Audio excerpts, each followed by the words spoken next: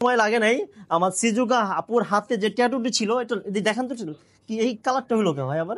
সাদা হয়ে গেছে, এটা আবার ঠিক হয়ে যাবে। আচ্ছা আচ্ছা আচ্ছা আচ্ছা, আপনার কাছে কি ব্যথা লাগছে আপু? আচ্ছা, আপনার তো এই পর্যন্ত আজকে নিয়ে 4বার বা 5বার আসছেন আই থিঙ্ক, তো তার ব্যবহারটা কেমন? অনেক ভালো।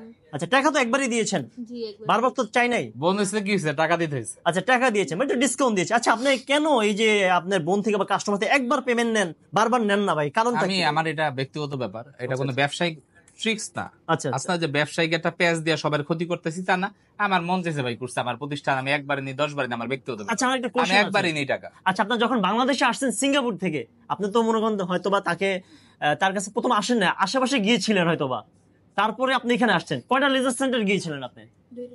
দুইটাতে গিয়েছিলেন। আচ্ছা আচ্ছা, ওকে। তো বন্ধুরা, এইভাবে মূলত ধোকা খেয়ে সবাই সাইদুল ভাইয়ের কাছে চলে আসে। ছোট বল দিয়ে আগে আগে অন্যান্য লেজার সেন্টারে যায়, অনেক দাম নাই, অনেক টাকা নাই, বা এরকম অনেক হ্যারাসমেন্ট হয়, তারপরে মূলত মালিবাগ টুইন টাওয়ার লিফটে 3 তে চলে আসে।